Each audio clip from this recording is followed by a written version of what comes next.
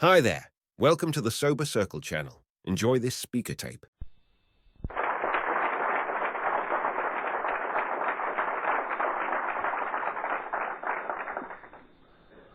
My name is Joe, and I'm a real alcoholic.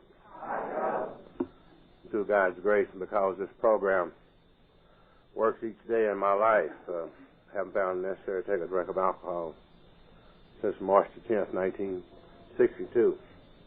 For this, I'm grateful this morning. It is good to be here. I would like to thank the committee for inviting me. As I was driving up yesterday, and I think one of the most rewarding things in Alcoholics Anonymous in my life is to be invited to be part of Alcoholics Anonymous at home. It's great to go many places all over the country, but it's sure good to be invited to be a part of something at home, and I think that's more rewarding than anything that we can do in Alcoholics Anonymous. Because Alcoholics Anonymous is all about what we do in our home, and this is where AA is. They say in the AA talk we'll tell a little bit about what it was like and what happened and what it's like now, and I love these three facets of Alcoholics Anonymous. In my group, they say that a little different. We got a way of saying things. We say what was going on and what went down and what's happening now. I think that these things are fascinating, and I have really never gotten, I hope I never get tired of talking about Alcoholics Anonymous. I love to talk about the miracle of Alcoholics Anonymous. I think this is the most important thing that we need to discuss is what happened, because regardless of where we are or in our sobriety or in life, we can all learn more about that particular phase of Alcoholics Anonymous. What happened in our lives? We get up here for an hour and talk about something we don't know anything about. For many years, I think the real difficulty in my life was I was an alcoholic. And the great problem was that I didn't know I was an alcoholic. Alcoholism is a very unique illness. It's an illness in itself that tells the victim he ain't got it. It's the only illness in the world that tells the victim he ain't got it. In fact, that's the way you can tell who got it. The one that swears he ain't got it's got it. You might ask one of these social drinkers, you say, you might be an alcoholic. He say, I might be. He ain't got it. So I had something for many years I didn't know I had. And not only was I suffering from alcoholism, I was suffering from ignorance. I feel very blessed this morning. I think we too all should as people, that we are blessed, because through Alcoholics Anonymous and through Dr. Silkworth, through Bill, and through the messages that have been handed down, we have been given an opportunity to know that we are alcoholics. Most alcoholics will never have this opportunity. Yet today, with all the AA there is and all the treatment and all the information, the majority of alcoholics in our time are going to die never knowing they were alcoholics. But we've been given the opportunity to see. And this sets us apart. We are very blessed people. I was telling them, Ted and I was walking down the hall talking about anniversaries and dates. You know how we get off into this. And I'm just, Thanksgiving, this coming Thanksgiving, I was just thinking about it the other day. I had my first drink on Thanksgiving Day 40 years ago, this Thanksgiving, so I got an anniversary coming up. And I had my last drink in March of 1962, so I remember my first drink and my last drink, and I had a lot of things happen in between those two drinks. I guess it was described in the doctor's opinion. I love the big book. I guess my life. The only that I have never read, or can I give a better description of my life than the big book gives.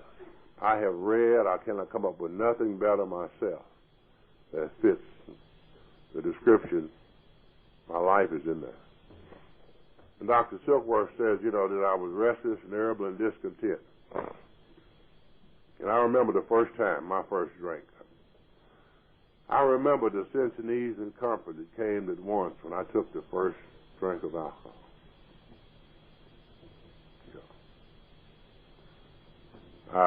That night. And it probably gave me some relief in my life that I needed. And I often wonder what could have happened had I not taken that first drink. And I not experienced that ease and comfort.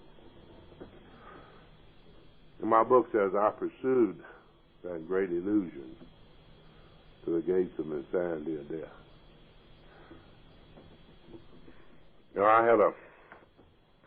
I never could really drink. It's funny how we come around AA for a while, and I first come to the program, somebody said, Joe, how long, someone in the old time was around the old 24-hour club, said, how long did you have a problem? I said, last 6 months it's been bad. Then I was around sober, 18 months or so, and came up one morning, somebody said, how long did you have a problem, Joe? I said, 3 or 4 years. And finally, after about 4 or 5 years of sobriety, somebody said, Joe, how long did you have a problem?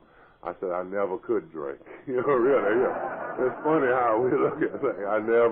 The only thing I worked at and got worse. I never, they say practice makes perfect. But the more I drank, the worse it got. And I never could drink, really, from the first drink. And I went through all these experiences, and we're going to blow by blow, but I had a lot of things, got married, got divorced. In 4 or 5 years, I was back where I see a lot of alcoholics. I was back at my father's house. We seem to come home a lot.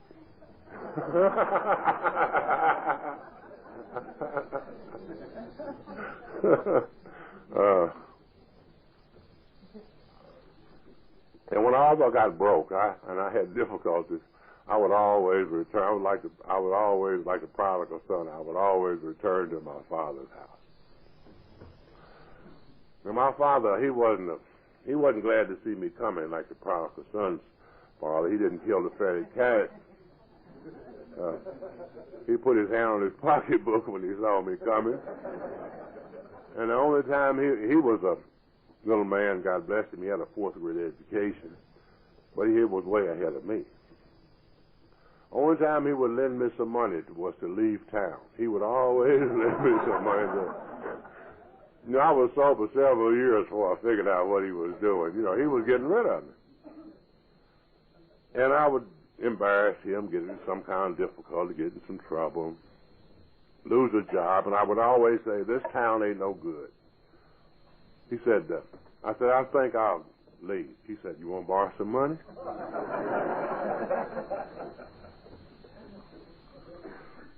So I hadn't been married and divorced. Never had any, alcohol never gave me any success at all in my life. I'm a very blessed person to be an Alcoholics Anonymous, because I knew no success in my life before Alcoholics Anonymous, in any phase. I see a lot of people in Alcoholics Anonymous behind these podiums, and I feel sorry for them. They lost a lot. They lost money, they lost businesses, they lost all these great things. I didn't lose nothing from drinking. Drinking didn't never let me get anything. I never did get anything. But so I left, and I would travel back and forth in and out of Louisville, Kentucky, and this is what brought me to Arkansas. I feel very blessed.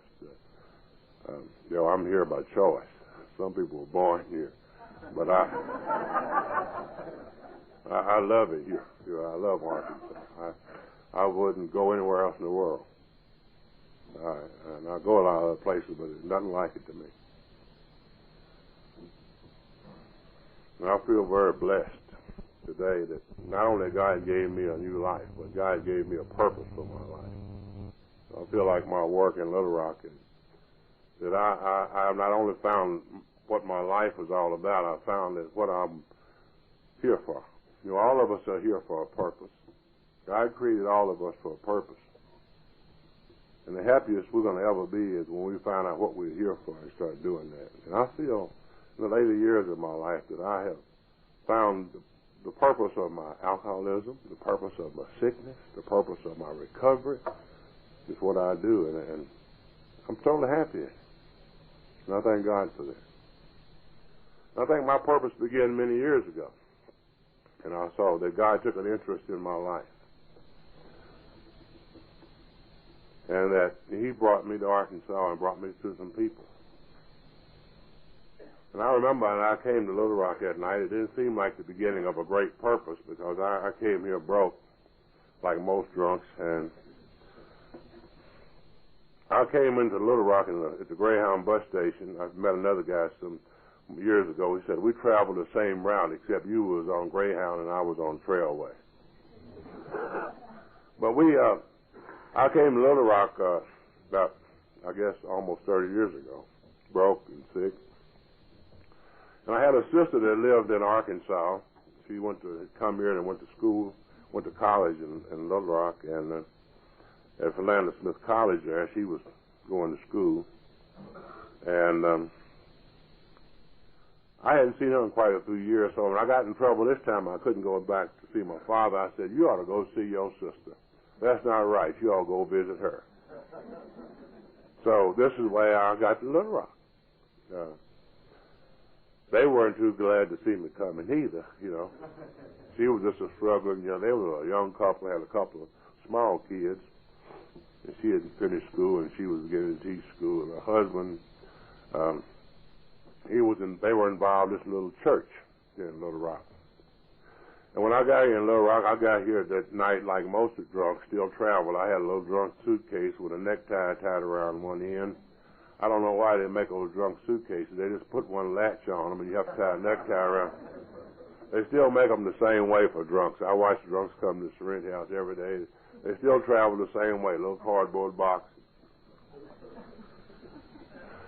Back this summer, we had a guy come in the Serenity house, and somebody looked down there and looked at his bags. They said, my God, what in the hell is this? This guy never gets sober. He had alligator luggage.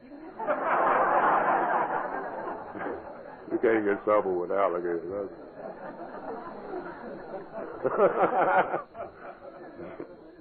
But anyway, I got a job. I could always get a job. And then my sister, God bless her, she hasn't changed a bit. She just, I don't know, been that way all her life. Just one of them steady folks, never just normally sick, or I would be, they don't know what they're missing. That's boresome living a life like that. Just going to work and doing those things, going to church and going back home and going to work. But they were just great folks, I guess. It's kind of bad, it kind of hurts you being around them kind of people, watching them. Every Sunday morning they get up and go to church. And it was kind of making me uncomfortable, so I decided to go to church with them one Sunday morning. This is where God placed Lou Bell in my life. Lou Bell's, I don't know, I wouldn't be here today without Lou Bell. We just live one life together, both of us. Well, we met there at the church that morning, and she tells it different, and I tell it different. But, she was quite impressed because she saw this nice-looking young man. That's some years ago. And, I had a good camouflage. I had my sister, who was the organist of the church. Now, Lou Bell was in the choir now. Now, you know the relationship between the choir and the organist. Lou Bell's still in the choir, I kid her. She still goes to choir practice every Tuesday night. I've been listening to them 30 years. They still sound the same, But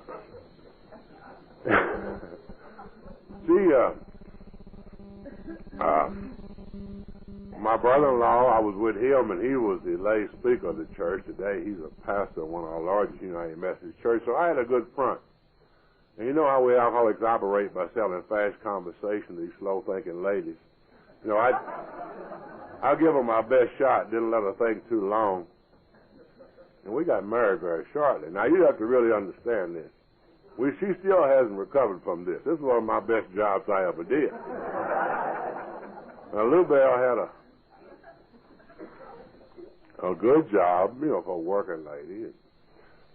She just retired some years ago, and they closed her plant. She gets back at me now because she's not working, and we're enjoying life in that way. I enjoy having her at home, but she worked on that job for 31 years. So she had this little job. She had a brand new car, and she had a little home, a little modest home, the one we still live in today. And I'm still working out this suitcase, doing it. And I thoroughly convinced her how she needed me to take care of her. I ain't never topped that, you know. And we got married. And I stocked in a good supply of liquor, right? It was at Christmas. We got married Christmas Eve, so I had to celebrate. I had all planned this and got plenty of liquor and stocked it in to celebrate and the honeymoon. Well, both of us couldn't take off. She had to go to work, so I had the honeymoon there by myself.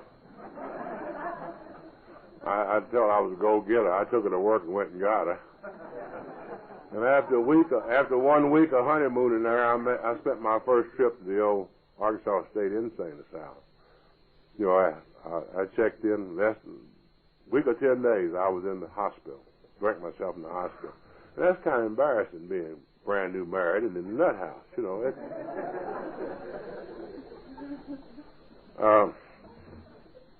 I know it was embarrassing to her when she went to church that first Sunday and somebody said, "How's marriage life?" and she said, "That fool's in the nut house." She did me in 1 week. I tell her all the time about you know, she's going to run me crazy. She said, "You still an outpatient. They never cut you loose from out there."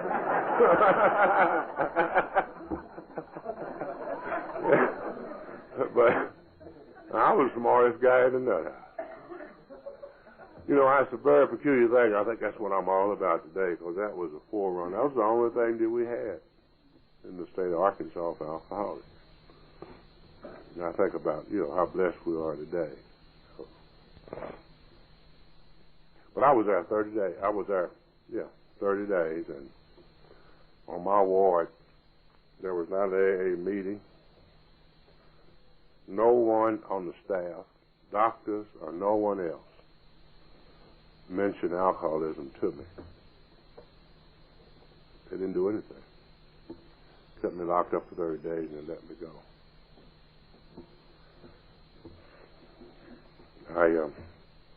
I still didn't know that I had a problem.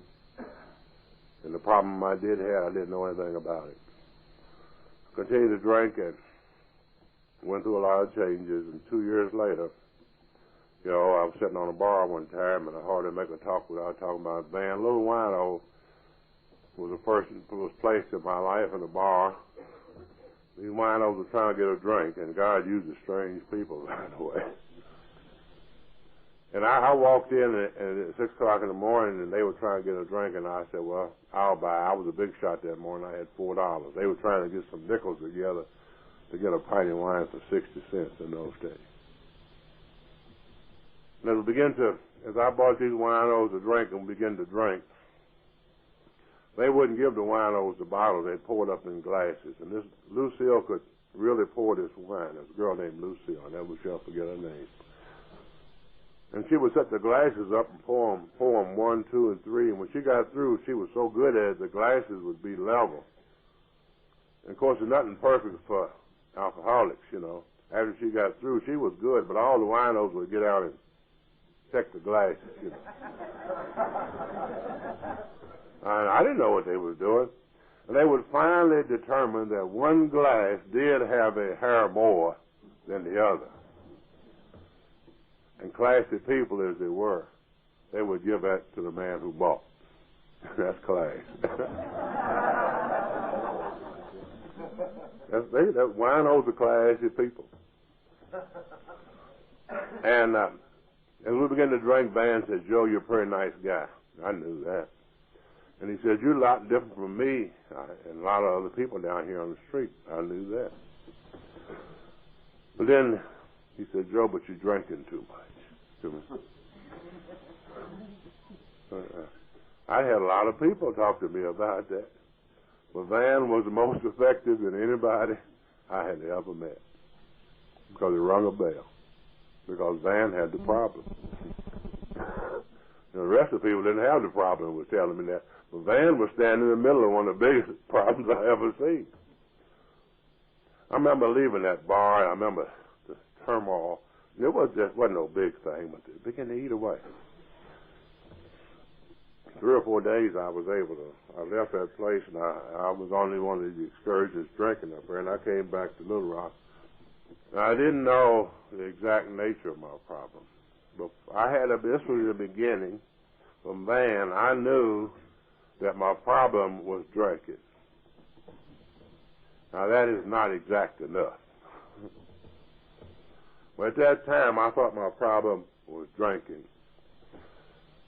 And if your problem is drinking, then the solution would be to quit drinking. That's obvious, if that's the problem. That's what I thought the problem was. So I quit drinking. And I had a little difficulty at it, but I finally quit drinking, and I didn't take a drink for 9 months. But that was not my problem. My problem wasn't quit drinking. My problem was starting.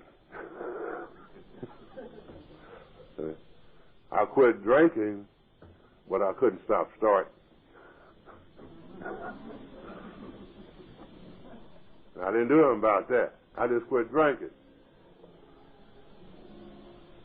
And in about 9 months, I started up again. Finally, after about 6 weeks of drinking, I was sitting on a bar one morning, and I had had this 9 months of sobriety, or not drinking, not no sobriety, but I hadn't been drinking, and I took this drink, and in 6 weeks I was sitting on the bar sick and broke and in a lot of trouble in my life. And I had I think, which is one of God's great gifts to alcoholics. I always used to think for many years that I did this. I had something to do with it. But I experienced this moment of truth, which I was not capable of. This point of surrender. And sitting on a bar stool on March 10th, 1962, I gave up on me.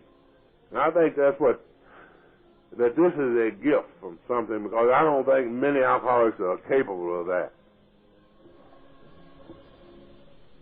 And I said to myself, I was sitting on that bar, I just said,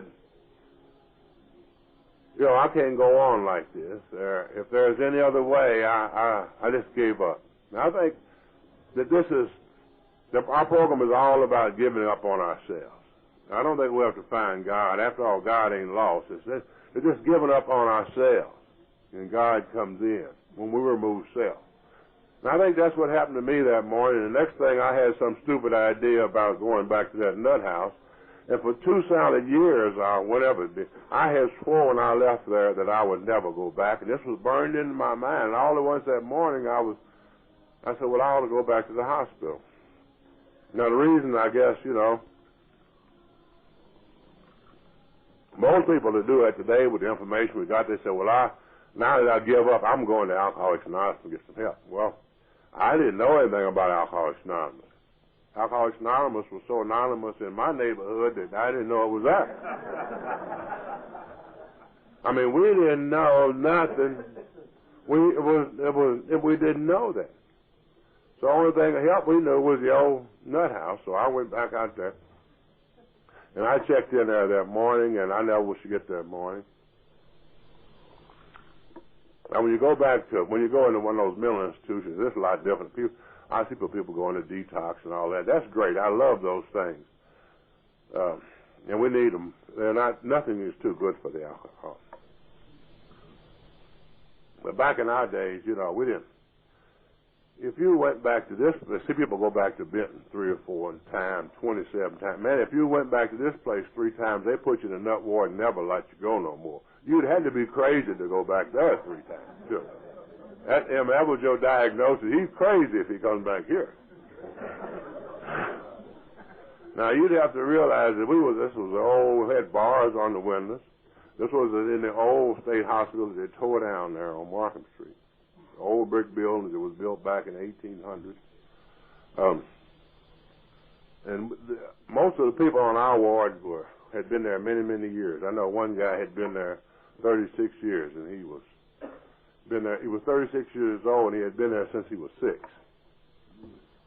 Most of these people had been there many, many years, and most of them, that was their life. They lived there. This was the only existence they knew.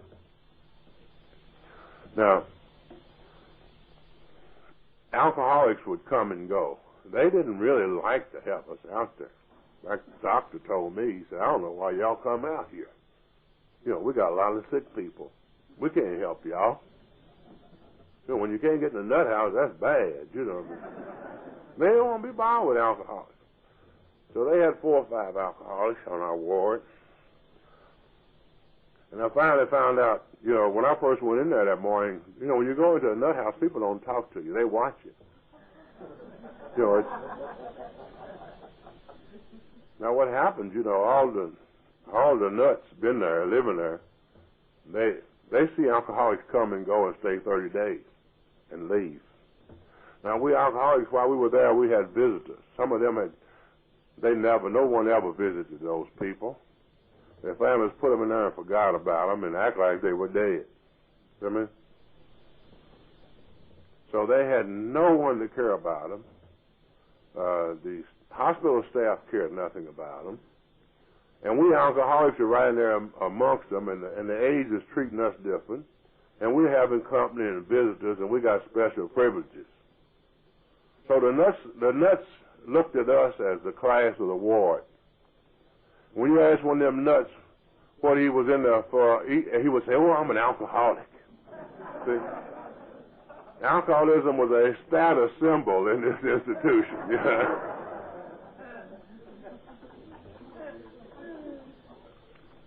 And when you ask one of us alcoholics what we're in there for, we said we had nervous breakdowns. So you couldn't tell who was who in there.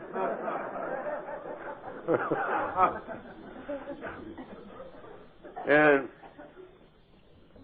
so and I thank God, that was on a Saturday morning, and Monday morning, AA came to me in the state hospital. Monday morning, a little guy named Ora, a patient on the ward, came to me with the big book Alcoholics Anonymous.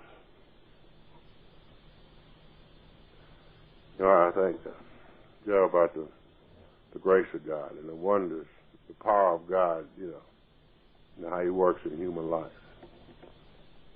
And this guy was not a learned member of Alcoholics Anonymous. He wasn't founded in the principles of the program, the steps, or did he know the big book. He didn't even know the Serenity prayer. But he had the big book. And he had a carton of Camel cigarettes. And I'm sitting there broke. I had 50 cents when I got to the hospital. And I bought 1 pack of cigarettes. I believe it was 35 cents then. You know how long ago that's been. And I blew the other 15 cents on a couple of candy bars. This guy's got a whole carton of Camel cigarettes. I don't have any problem talking about your life being unmanageable, because the only way I could smoke was take my tobacco and paper and roll your own tobacco and give it to a nut and let him roll it and lick it and give it back to me. I wasn't doing too good.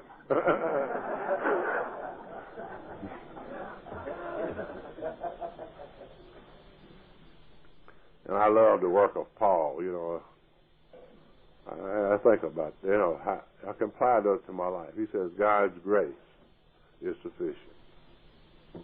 just enough. Oil was enough. No more, but oil was enough for me. This guy sat down and I used to think many years, he started talking to me about Alcoholics Anonymous, but Orr didn't know nothing about Alcoholics Anonymous. And I thank God, and I think that this is what's so important to me today, that people, a lot of people talk the program of Alcoholics Anonymous. But I think it's very, very important, that we live the program of Alcoholics Anonymous in our daily lives. And I know today that I wouldn't be here if some people hadn't been living the program of Alcoholics Anonymous, because Orr didn't talk to me about Alcoholics Anonymous. He talked to me about these three men from Alcoholics Anonymous that came to our ward. And he just talked incessantly what they said and what they did and what happened to them. And that Wednesday night, he asked me would I go to the AA meeting. So that night, that's been over 24 years ago now, close to 25 years. And I left the back wards of a state hospital because a drunk little patient had been nice to me, giving me cigarettes. And he told me that three guys from Alcoholics Anonymous would come and they would bring 3 packs of cigarettes and lay on the table, and they'll bring a pot of coffee. And he said, will you go to the meeting? And I went out there for a real cigarette, really, and a cup of coffee. And God gave me a brand new life. Gave me a way of living that I never knew existed. And this morning, I know just a little bit about heaven, not much. And all I went for was a cup of coffee and a cigarette. We talk about the grace of God. The grace of God, a gift unwarranted. And I met these 3 guys from Alcoholics Anonymous, and thank God for, he thought enough to send the very best. He didn't send no chumps out there. He sent some real alcoholics, because he knew what I was. I met some real alcoholics. I met Charlie that night that was going to become my sponsor. And this guy got up, when I went out that night, I was real resentful about AA. Alcoholics can be resentful about anything.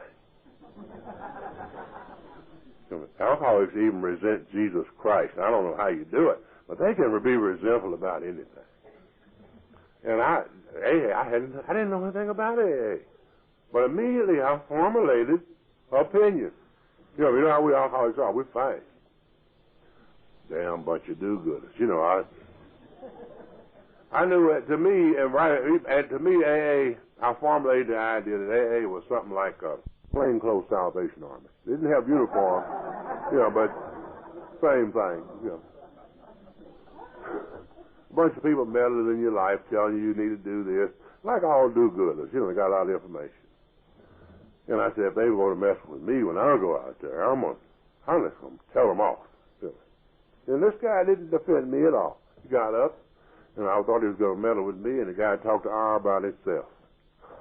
Boy, hokey, you can't get mad about that. But then, I wasn't mad. I should have left him alone, but he was standing over there drinking coffee. And you know how it is, that just eats at you. So I slid my way around. He was on the right-hand side of the room. I'll never forget. I kind of worked my way around where he was. And I said, Charles, I hear what you had to say about what you did. But it's like the big book said, make him ask you. I said, but what do you think I should do? And he looked down at me with a big smile, and he said, fella, I don't give a damn what you do. That's your business.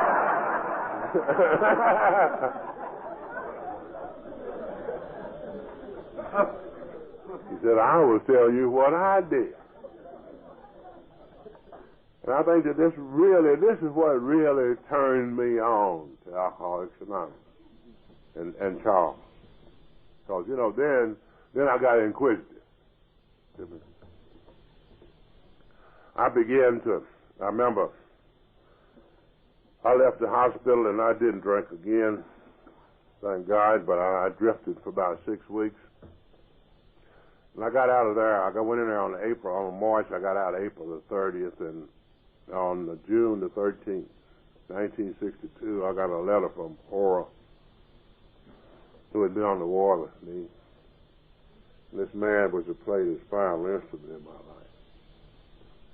And this little letter, you know, I didn't knock down I hadn't been to an AA meeting. You know how drunks are. Same way today. You know, we got to get it together, and then we're going to go to AA when we get things straightened out. This guy wrote me a letter, and he said, I'm coming back to Little Rock to the AA meeting, or to the meeting, to the ward, or meeting on E3 on Wednesday night. I don't have time to write you. I will see you there. That's all it was. A little folded up piece of paper, which I have later found and framed. That one single strand carried me to AA. You know, I had been right there in town. You know how drunks are. Right here in Little Rock. And this guy's in Dumas, 90 miles away, coming back to the meeting. I've been living here in the town for 6 weeks and ain't made it there. You know, alcoholic's a hell of a thing. So he can get on a drunk, he can get drunk and go to California, but when he gets sober, he can't get to an AA meeting 6 blocks away. You know. You know. And, you know, so I went, and oral came at night, and this is where the thing began, I think, in my life. It talks about the fellowship of Alcoholics Anonymous, and my book talks about that we're normally people that should not mix. You know, we come from all walks of life, different social backgrounds, different economic backgrounds, different occupations, even different races. We are a strange bunch of ducks in this room. You know, we are so different. You know, we should never have known each other. Our paths should have never crossed. But among us, there's a fellowship and a friendliness and an understanding that is indescribably wonderful. We're such varied people, but there's something here. And that's what I think that I came under that night. I felt that, and I became a part of that night, the fellowship of Alcoholics Anonymous. My book says we're like the passengers on the great liner. All these people from different social backgrounds, they shouldn't even have mixed. They're from different economic backgrounds. But in a moment of disaster, once they were thrown into the water, they came together because they had a common problem once they hit that water. You know, and we have a common problem of alcoholism. In fact, that's the only thing we have in common. We have nothing else in common. But that's support. You know, that's power in that group. That's therapeutic to be with people who have recovered from the same thing that's killing you. And I was able to draw from that first night. I didn't know what it was, but it was something there. And I went home, and Lou Bell was in the kitchen. I remember right here I was sitting. I remember what she was saying, and we didn't know nothing. She said, well, what's AA like? What's it all about? She wanted to know what kind of services we had, I guess. So I said, I remember telling her, it ain't a whole hell of a lot. They don't do a hell of a lot. I said, they just drink a lot of coffee and smoke a lot of cigarettes. I said, but it sure makes you feel good. I believe I'm going back next week. And that's all. I didn't know what it was. But I went back. So that's, my book said that in itself. That's great. The Fellowship of Alcoholics Anonymous is great. It's a powerful tool. But then it tells me, but that in itself would have not held us as we are now held. The fellowship is great, but that ain't enough. Yeah. He said my book says the other thing that joins us in brotherliness, harmonious action, the thing that really joins us together is not only that we have the same common problem. The thing really joins us is we have the same common solution. That's what puts you in this program. And we'll get this common solution through the working of the 12 steps, which brings about this spiritual experience. And this really what puts us together. Not only do we have the same problem, we have the same solution. Now, you people that stood up there this morning and they said they were new in this thing, then you're part of it. You have the same common problem.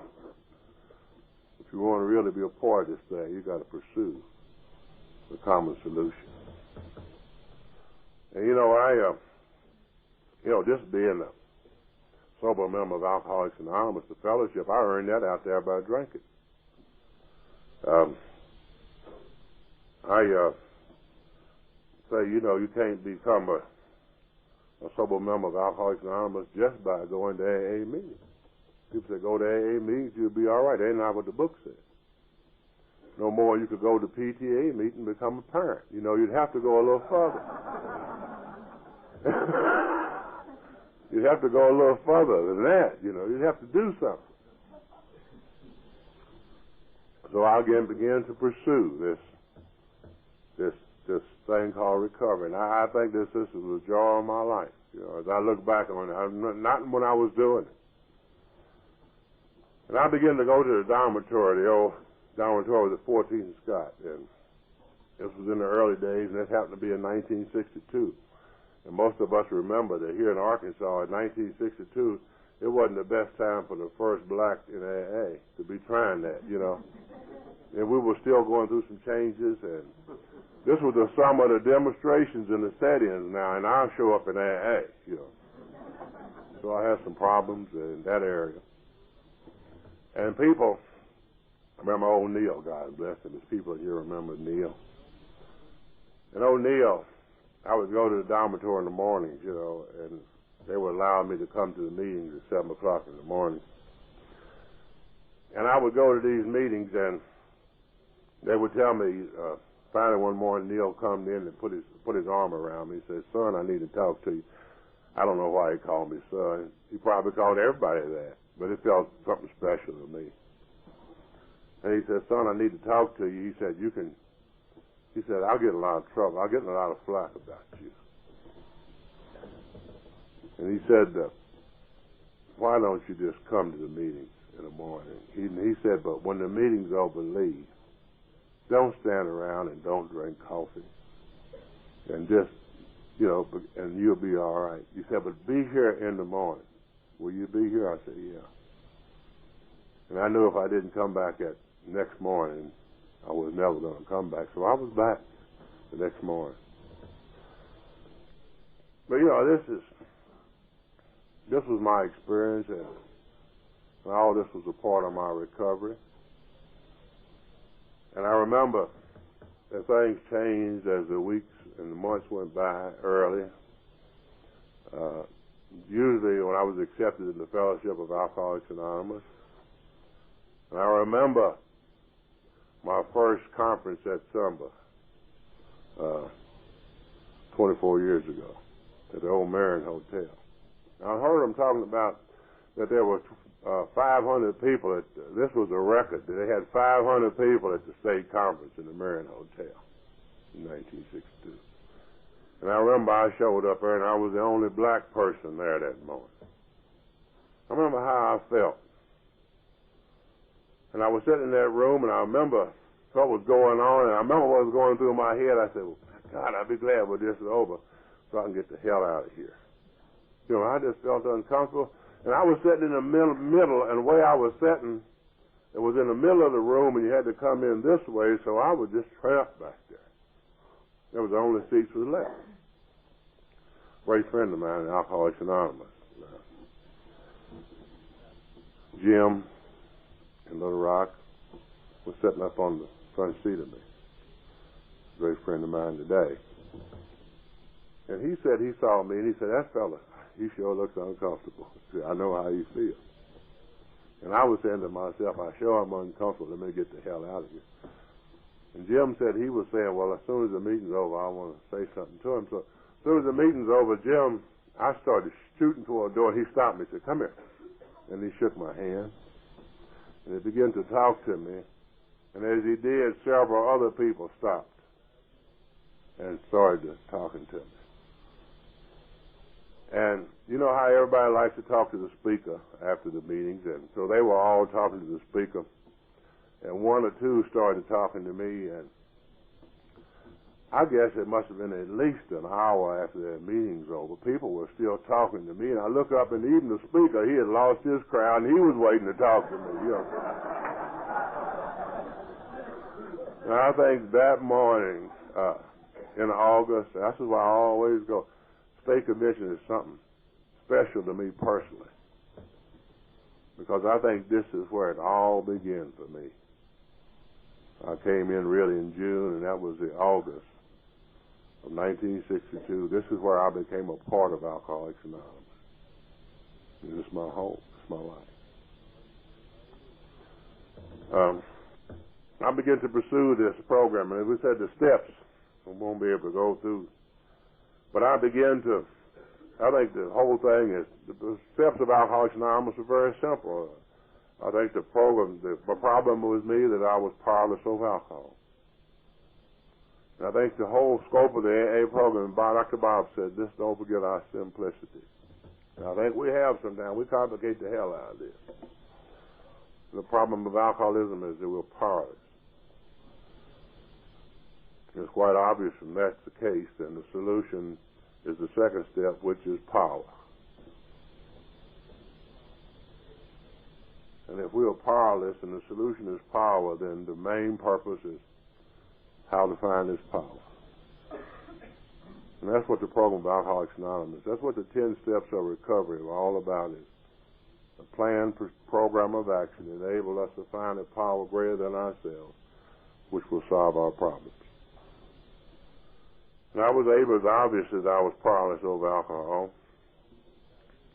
And it was easy for me to, I had to wrestle with this thing of believing that a power greater than myself could restore me to sanity. But in the fellowship of Alcoholics Anonymous, it was so simple and obvious to me that, all these other people said that this had happened to them, so it was easy for me to believe. I could look at the other members of Alcoholics Anonymous. I could see all these other people. It's almost impossible not to believe. And so I had to take this program, and I remember it says you had to make a decision about all of this.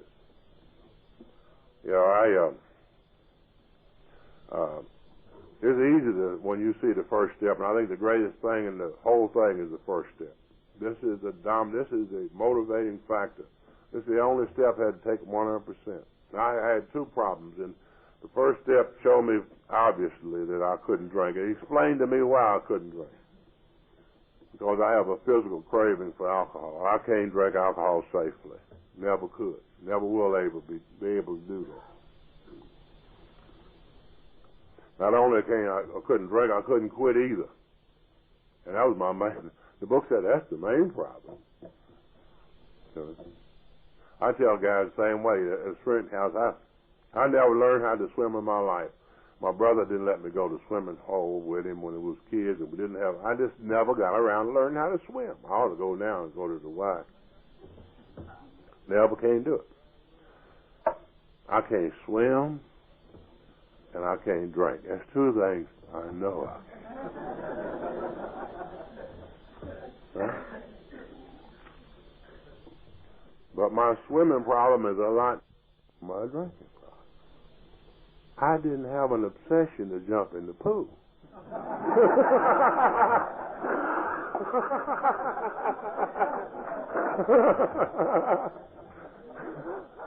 I'm real glad about that.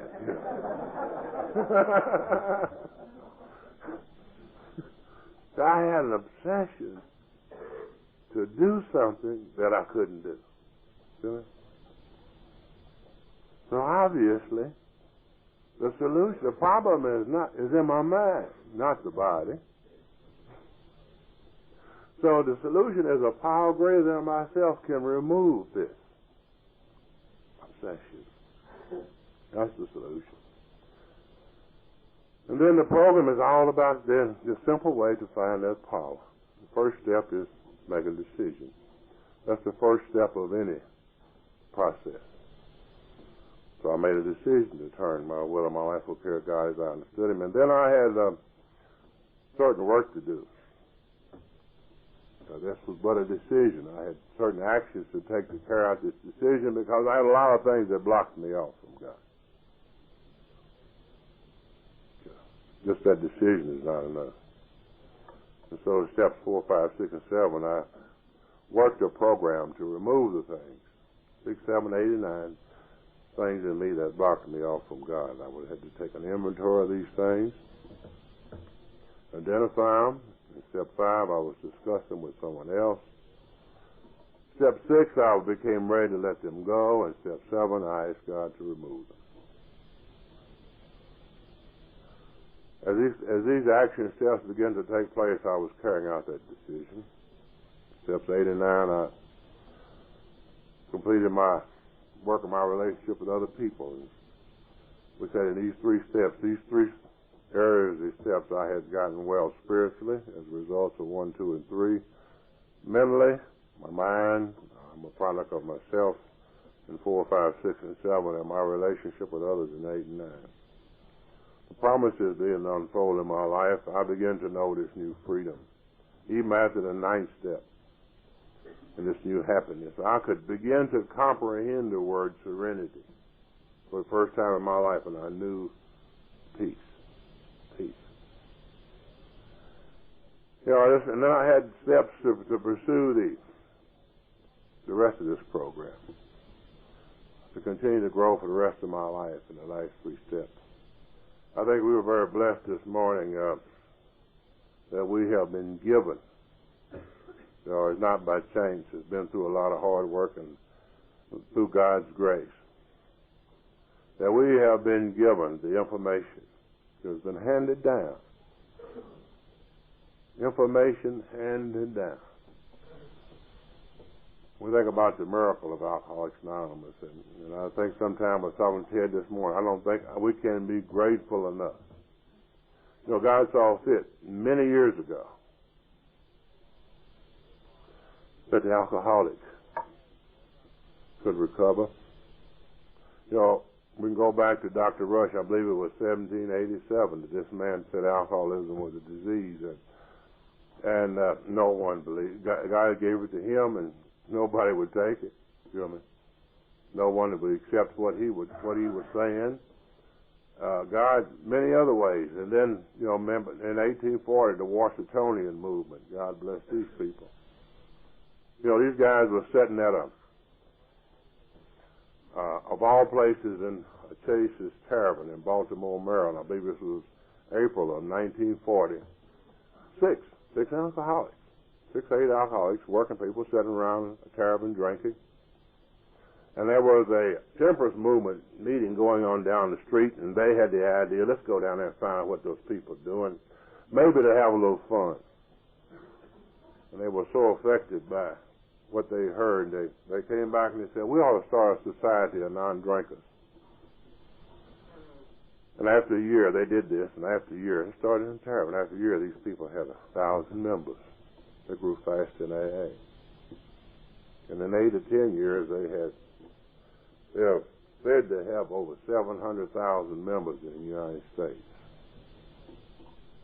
They started the meetings, and their meetings consisted of people coming up and telling their stories. Right? They had a few spiritual concepts. They had no traditions. So they got aligned with the wrong things, and they failed.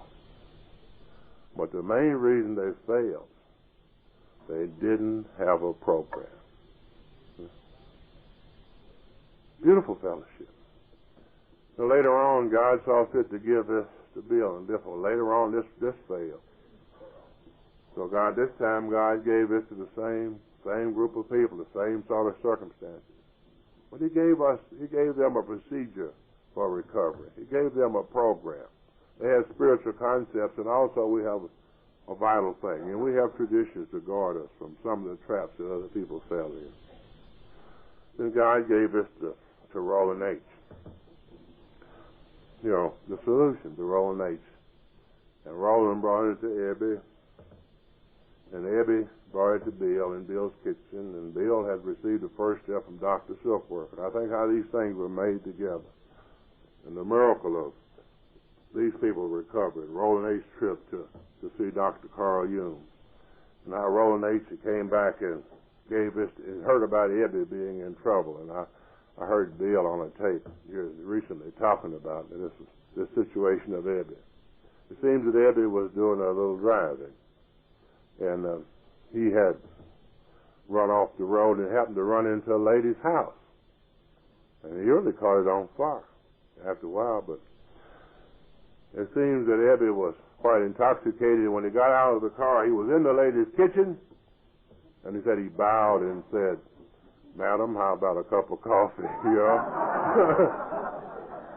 The judge took a dim view. He didn't have a sense of humor, and he wanted to put Ebby in the nut house. So this is where Roland met. And through these series of circumstances, all these things came together as God directs us, and they've left us. These things made it in Bill's mind. Bill said, "I was only a vessel." You know, the work of Dr. Silkworth, the first step. The second step, the solution, which came from Dr. Carl Jung to Roland, from Roland to Ebby to Bill. And also from Roland had found his power in the Oxford Group movement. So he brought him the planned program of action, which became my 10 steps. And these things were written down and put into the big book, Alcoholics Anonymous. And they've been passed down, handed down to people, and down to Charles, and handed down to him, to me. And this is our responsibility. You know, AA, we say, and we know AA is nothing is guaranteed in this world. If AA is to preserve in this world and in our community, it's through the program of Alcoholics Anonymous. You know, because if we lose our program, our fellowship will not exist. Our fellowship is based on the recovery program, Alcoholics Anonymous. I think one of the greatest things that we can do as individuals, I thank God that when I come on board this journey, I look at Alcoholics Anonymous like a great vessel. You know, it's a vessel of recovery. It's a vessel of happiness, a great life on this vessel. Now think about when I got on this vessel, you know, there was a message here. There was a program here. And if it had not, I would not have found recovery. And I think my responsibility and our responsibility, you know, in the voyage of life, as we proceed through this life, that when we leave this vessel, you know, that we will at least find, you know, as much of the message is there when we got off as there were when we got on. And this is our responsibility, that we preserve the message of recovery for the new alcoholic within the fellowship of Alcoholics Anonymous. I thank y'all for allowing me to be here this morning, and God bless you.